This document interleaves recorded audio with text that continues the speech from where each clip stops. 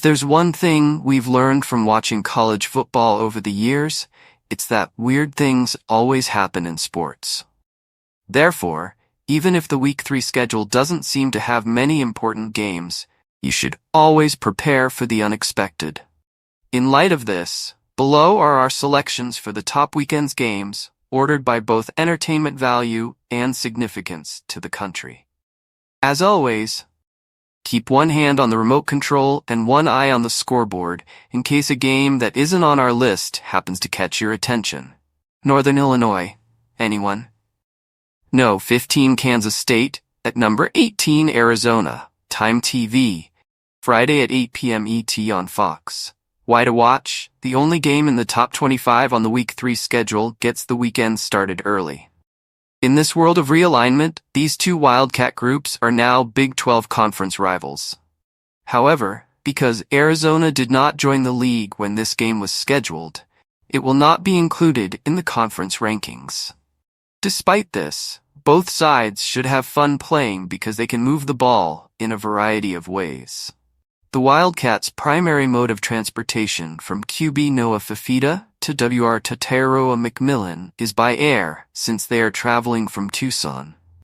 The Little Apple's home Wildcats have been most successful on the ground, mostly because of RB DJ Giddens, with QB Avery Johnson also making a significant contribution.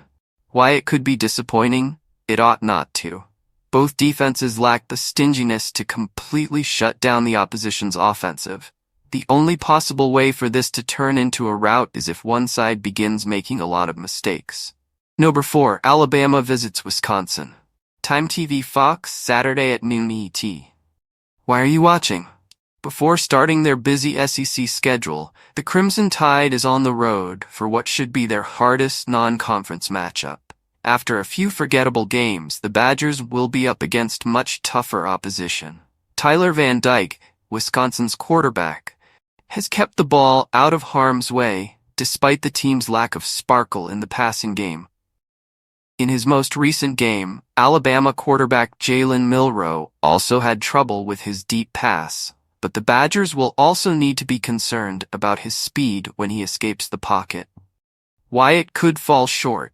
Wisconsin isn't a state known for its ability to bounce back. The Crimson Tide may win it easily if they get a multi-score lead. The Crimson Tide may win easily. Oregon State's number 6 team Time TV Fox, 3:30 p.m. ET. Why are you watching? Do you think this one may include any hurt feelings? The Beavers, one of the teams eliminated from the most recent conference musical chairs, will do everything to destroy the hopes of the highly regarded Ducks before they even get a taste of Big Ten play. The team's completion of the Idaho State will certainly please Oregon supporters, but their trip to Corvallis will be much more than a tune-up. The Ducks' offense is still in its infancy and will need 2 special teams touchdowns to stave off Boise State. Despite having an amazing 84.3 completion percentage, quarterback Dylan Gabriel has been sacked 7 times with minimal help.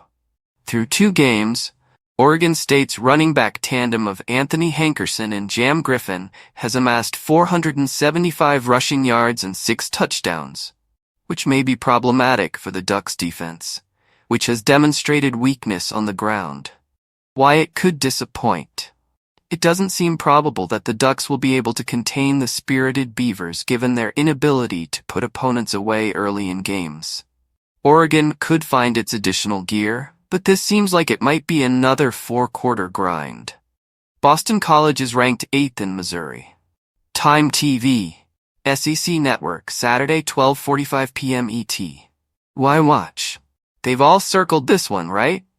Although the Tigers have managed their high expectations so far without incident, the Eagles' arrival might prove to be more difficult than expected.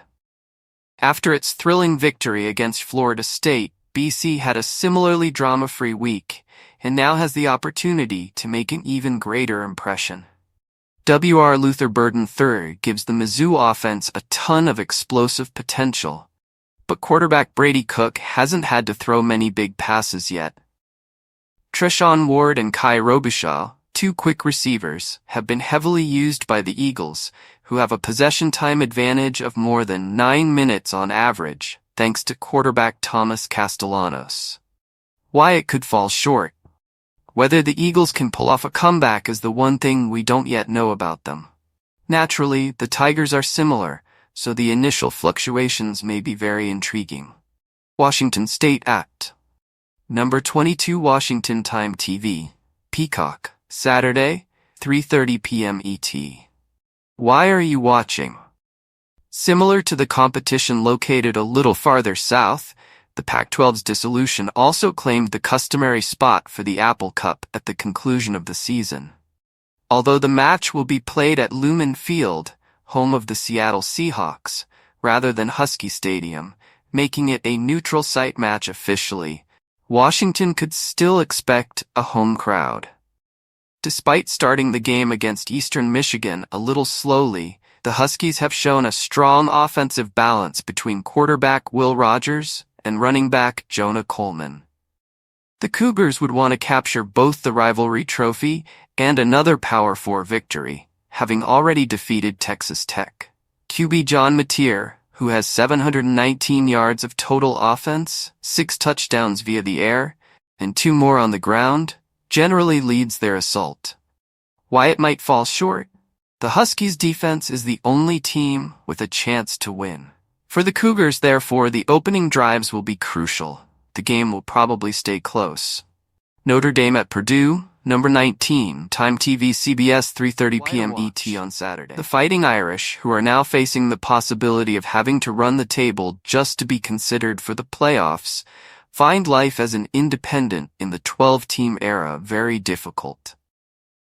All of that is irrelevant to the Boilermakers, who see this as a chance to defeat their national name-brand opponent, which is occasionally based in the Hoosier State.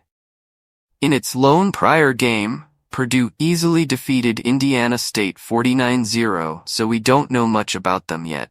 However, veteran quarterback Hudson Card performed almost flawlessly in that tune-up, and after a week off, he and the rest of his roster, which includes T.E. Max Clare and R.B. Devin Mockobee, will be rested. Riley Leonard, the quarterback for Notre Dame, has yet to throw a touchdown pass this season. Although having R.B. Jeremiah Love in his backfield has been beneficial, Purdue will likely swarm the line of scrimmage until Leonard can successfully go over the top. Why could it disappoint?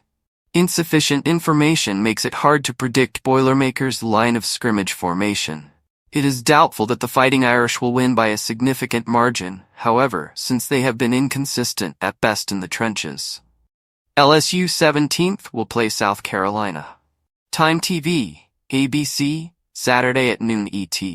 Why to watch? The SEC is still getting used to conference play. After stifling Kentucky last week, the Gamecocks have already secured a conference victory. The Tigers recorded a victory, although they found it more difficult than anticipated to defeat FCS guest Nicholls State. They thus enter SEC territory with a few unanswered questions. LSU has not had any problems with the connection between quarterback Garrett Nussmeier and wide receiver Kyron Lacey, and they will provide the Gamecocks defense with an aerial threat that Kentucky was unable to muster a week ago. Though running back Raheim Sanders has reached the end zone on a few occasions, South Carolina's passing offense has remained in neutral. Why it could fall short? To be honest, LSU supporters are really rooting for it. To keep it close, the Gamecocks will most likely have to play a strong defensive game.